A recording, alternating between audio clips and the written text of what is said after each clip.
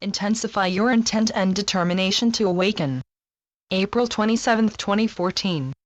Despite your doubts and anxieties, the moment for your grand awakening draws ever closer.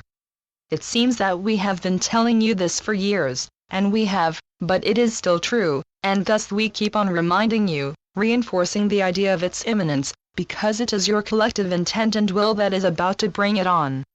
You have made the collective intent to awaken, but there is much foot dragging among you, due to anxiety about what your awakening actually means, and because you are accustomed to the illusion and are familiar with all the problems with which it constantly presents you. Many also fear that the conveniences to which you have become accustomed over the last 60 or 70 years will no longer be available due to energy shortages as you use up the Earth's resources at an unsustainable rate. One aspect of the illusion is a strong aversion to change because change has often brought confusion, pain, and suffering, and so you choose to move ahead cautiously because impetuosity has so often led to conflict and war, and even now many of you are concerned about the possibility of a new war in the Ukraine. Intensify your intent and determination to awaken. Doing so strengthens and enlarges the individual fields of love that extends around each one of you, and, as you well know, love is the solution to every issue with which you have to deal. But one of the major problems is that most of the time you do not believe it. And yet you can see clearly that anything that is in opposition to love can never succeed in solving any of your multitudinous, and presently seemingly, insoluble problems. Please remember that you are all beings of love. There are no exceptions. And yes, many are behaving unlovingly, which is due to fear and lack of trust. But maintaining those attitudes only accentuates that fear and lack of trust. All your channeled sources, all your mystics and all your wise spiritual advisors keep telling you that in the face of attack do not defend yourselves. Because you are beings of love, love is what you seek. But ingrained fears and anxieties as a result of previous conflicts tend to encourage you to approach each new meeting or interaction with suspicion and even hostility. If you would let go of those fears, and approach each situation with loving intent, you would be amazed at the calming effect that you have on all involved, especially as more than you had hoped for is achieved.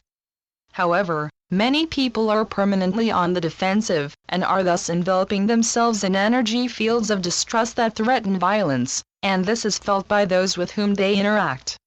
What this demonstrates is that defense is a form of attack, or an unwise reaction to an expected attack, or is even of itself a preemptive attack driven by fear that merely increases the tensions people experience as they meet and prepare to interact.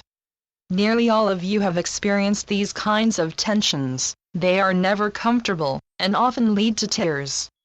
What you so often focus your attention on are your personal worries and concerns, and by focusing on them you attract them to you, and in doing so you upset the loving balance that stabilizes your individual energy fields. So focus instead on love. If you do, you will find your lives changing for the better, and an aura of peace and stability will envelop you, and will be felt by others as they engage with your now loving energy field.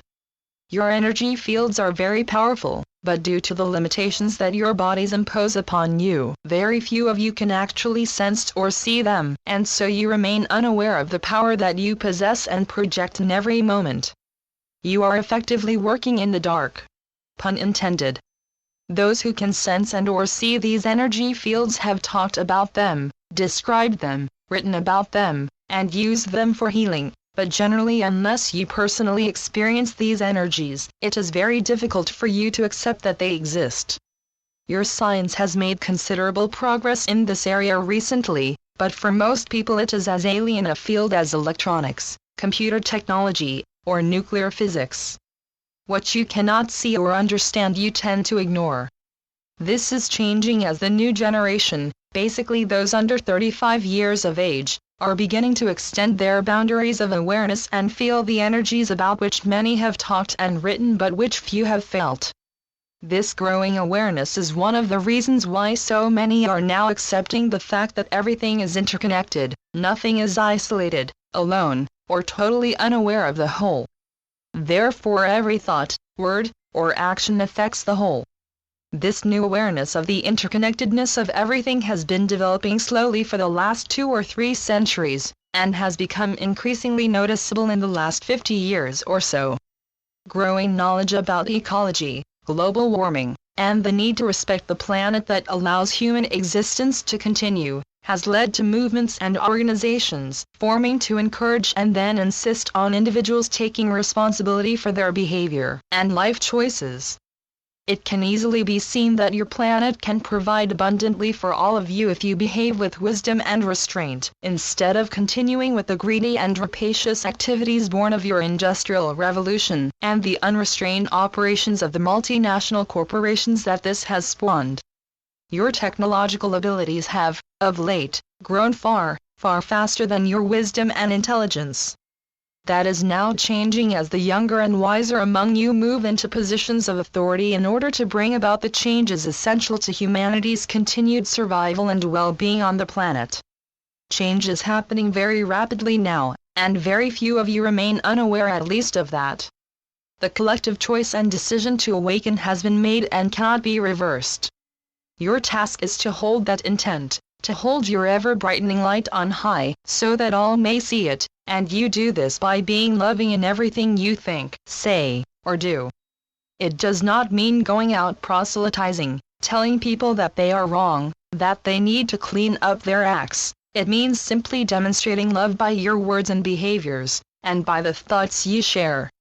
It is very simple, but can seem a little frightening if you have seen yourself as a quiet, spiritual person leading a quiet and maybe almost solitary life. Truly, many of you have found yourselves rather alone as you have followed your spiritual paths, and now you have to be ready to move forward into the brightness of the light that you have been carrying so steadily for so long. Daily meditation is an essential aspect of your lives, now even more than ever, so do not let even one day pass without engaging in it. And as you do ask for help, ask for a love squeeze, and settle into the peace and joy that it will bring you, knowing that you are most successfully doing precisely what you came on earth to do. Your loving brother, Jesus. Channeled by John Smallman. johnsmallman2.wordpress.com